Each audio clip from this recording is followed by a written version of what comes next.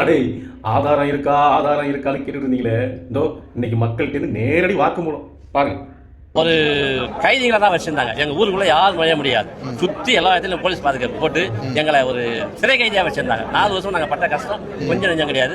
அந்த கஷ்டத்தை கடவுளா அமைச்சவர் தான் ஜோசப் விஜய். 4 வருஷமா போராடிட்டு இருந்தீங்கல்ல, 4 வருஷமா போராடிட்டு இருந்தோம். அந்த போராட்ட நாட்கள் எப்படி இருந்துச்சுன்னா நிறைய நாங்க படாத கஷ்டமே கிடையாது, பார்க்காத அமைச்சர் கிடையாது, எல்லாரையும் சந்திச்சோம்.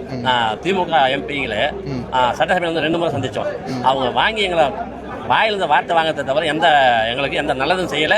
அதை காதிலே பொருட்பட்டு அவங்க பணமே குறிக்கோள் இருந்துட்டாங்க தவிர மக்களை சந்திக்கலை. இல்லை, இன்னைக்கு வன்னி அரசு அமைச்சர் பேசியிருந்தாரு. அவர் பேசும்போது என்ன சொன்னார்னா, என்னாலேயே அந்த ஊருக்குள்ள போக முடியல, நிறைய கட்டுப்பாடுகள். எங்களை வந்து ஒரு கைதிகளை தான் வச்சிருந்தாங்க. எங்க ஊருக்குள்ள யாரும் நுழைய முடியாது. சுத்தி எல்லா இடத்துலயும் போலீஸ் பாதுகாப்பு போட்டு எங்களை ஒரு சிறை கைதியா வச்சிருந்தாங்க. 4 வருஷம் நாங்க பட்ட கஷ்டம் கொஞ்சம் நெஞ்சம் கிடையாது. அந்த கஷ்டத்தை கடவுளா அமைச்சவர் தான் ஜோசப் விஜய். எப்படி ஆதாரம் 4 வருஷமா ஒரு கிராமம், அவ்வளோ பெரிய கிராமத்து மக்களை ஜெயிலில் வச்சிருக்கிற மாதிரி வச்சிருக்கீங்கன்னா முடிச்சு.